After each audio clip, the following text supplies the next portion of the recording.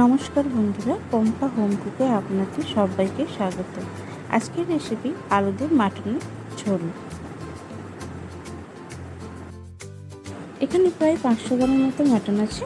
মাটনটাকে marinate করে নেব। তার জন্য প্রথমে নুন নিয়ে নিয়েছি, এরপর হলুদের গুঁড়ো, এরপর কাশ্মীরি লঙ্কার গুঁড়ো, এরপর কাঁচা লঙ্কার পেস্ট, এরপর আদা রসুনের পেস্ট,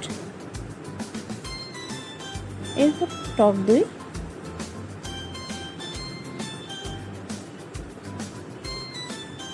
আর সামান্য পরিমাণ গোলমরিচের গুঁড়ো আর সর্ষের তেল দিয়ে ভালো করে মাখিয়ে 1 ঘন্টার জন্য ঢাকা দিয়ে রেখে দিয়েছি।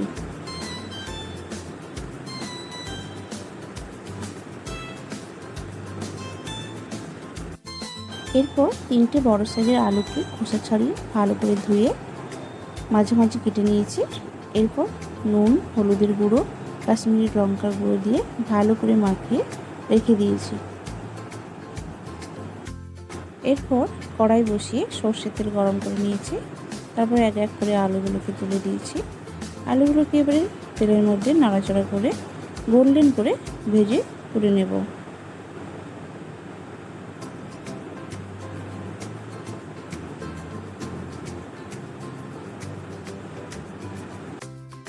এরপর ওই কড়াইতে আরও কিছুটা সর্ষের তেল দিয়ে গরম করে নিয়েছি। তারপর গোটা গরম মশলা, তেজপাতা দিয়ে দিয়েছি। এরপর 4 থেকে 5টা মিডিয়াম সাইজের কুচনো পেঁয়াজ দিয়ে দিয়েছি। এরপর সামান্য পরিমাণ নুন অ্যাড করে দিয়েছি, যাতে পেঁয়াজটা খুব তাড়াতাড়ি নরম হয়ে যায়। এরপর হাই ফ্লেমে পেঁয়াজটাকে গোল্ডেন করে ভেজে নিয়েছি। পেঁয়াজটা গোল্ডেন করে ভাজা হয়ে গেলে ওর মধ্যে আদা রসুনের পেস্ট দিয়ে দিয়েছি। এরপর সব কিছু ভালো করে মিশিয়ে নিয়েছি।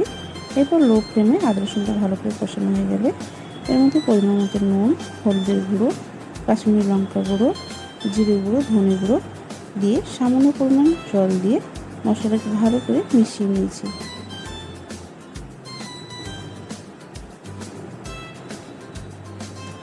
এরপর লো ফ্লেমে মশলাটাকে ভালো করে কষিয়ে নেব কিছু সময়ের জন্য। মশলাটা ভালো করে কষানো হয়ে গেলে ওর মধ্যে 2টো টমেটোর পেস্ট দিয়ে দিয়েছি। এরপর টমেটোর পেস্টটা মশলাটার সঙ্গে ভালো করে মিশিয়ে নিয়েছি। এরপর লো ফ্লেমে আবারও টমেটোটাকে ভালো করে কষিয়ে নিয়েছি। এরপর মশলাটা থেকে তেল ছেড়ে গেলে ম্যারিনেট মাটনটা দিয়ে দিয়েছি।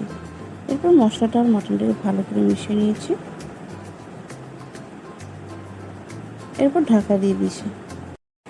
এভাবে 3 থেকে 4 মিনিট মিডিয়াম ফ্লেমে ঢাকনা দেওয়ার পর ঢাকনা খুলে নিয়েছি। এরপর মাটন থেকে অনেকটা পরিমাণ জল ছেড়ে দিয়েছে। তারপর মাটন আর মশলাটাকে নাড়াচাড়া করে ভালো করে মিশিয়ে নিয়েছি। এভাবে মিডিয়াম ফ্লেমে আরও 5 থেকে 7 মিনিট মাটনটাকে ভালো করে কষিয়ে নেব। মাটনটা ভালো করে কষানো হয়ে যাওয়ার পর মাটন থেকে অয়েল সেপারেট হয়ে গেলে গ্যাসের ফ্লেম অফ করে দেব। এরপর কষানো মাটনটাকে একটা প্রেসার কুকারের মধ্যে দিয়ে দিয়েছি। তারপর পরিমাণ মতো জল দিয়ে দিয়েছি। এরপর সব কিছু নাড়াচাড়া করে ভালো করে মিশিয়ে নিয়েছি।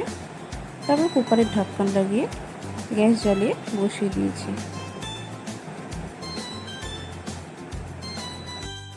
5টা হুইসেল পড়ে যাওয়ার পর গ্যাস অফ করে কুকার ঠান্ডা করে নিয়েছি।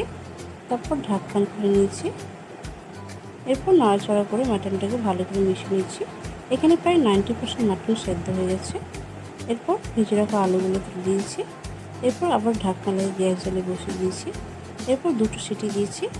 এরপর কুকার ঠান্ডা করে ঢাকনা খুলে দেখে নিয়েছি আলু আর মাটন সেদ্ধ হয়ে গেছে।